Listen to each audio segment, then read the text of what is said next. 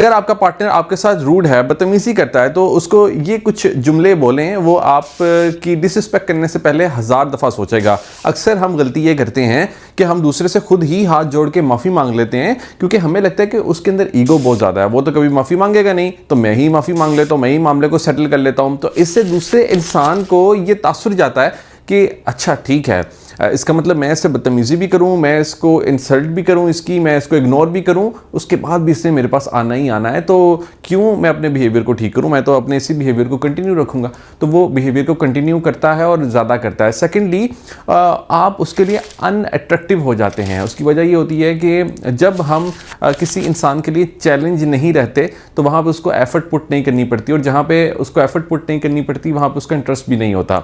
तो अगर आप उसके लिए चैलेंज नहीं है तो ये एक बैड न्यूज़ है, क्योंकि इसका मतलब ये है कि वो आपको अब अट्रैक्टिव नहीं देख रहा। तो अगर आपने उसके लिए अट्रैक्टिव बनना है तो हमें कुछ बाउंड्रीज ड्रॉ करनी पड़ेंगी, और बाउंड्रीज ड्रॉ करने के लिए सबसे पहले तो उसके बिहेवियर को री-इन्फोर्स करना बंद करना पड़ेगा। उसके लिए कॉन्सिक्वेंसेज उसको देने होते हैं। उसके लिए कुछ इस तरह के जुमले हम यूज़ करते हैं कि जब वो आपसे बदतमीजी करे तो उसको कहते हैं कि अगर आपने इस टोन में मेरे से बात जारी रखी तो मुझे इस कन्वर्सेशन को एंड करना पड़ेगा, और मैं इस टोन के साथ इस कन्वर्सेशन को कंटिन्यू नहीं रख सकता।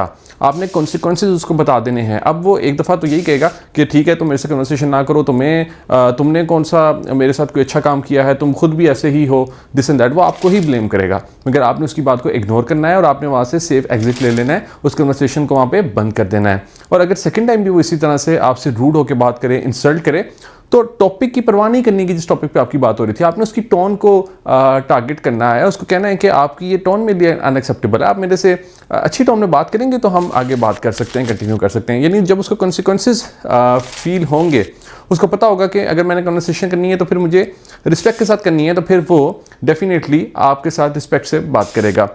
सेकेंडली, उसके इस पैटर्न को आपने लेबल करना है। अगर वो आता है और माफ़ी मांगता है तो उससे पूछते हैं कि ठीक है, आपने ये माफ़ी मांगी है, मगर ये माफ़ी आप किस लिए मांग रहे हैं। लाइक आपने पूछना है उससे कि आप ये जो सॉरी कर रहे हैं इसका मकसद क्या है, ताकि हमें ये रियलाइजेशन हो जाए कि उसने वाकई एहसास किया है, और उसको भी पता हो कि वो किस चीज़ के लिए आपसे सॉरी कर रहा है। वो सिर्फ फर्जी सॉरी कर रहा है या फिर वो एक्चुअली में उसको मीन करता है। तो बहुत सी ऐसी टेक्निक्स हैं जो कि हम अपने क्लाइंट्स को गाइड करते हैं, जिससे कि बहुत फ्रूटफुल रिजल्ट्स निकलते हैं। और आप उससे ये भी सवाल कीजिए कि ऐसा आपने क्या आप करेंगे सेकंड टाइम इसको हैंडल करने के लिए ऐसी सिचुएशन को, ताकि हमारा आइंदा इस तरह का कन्फ्लिक्ट ना हो।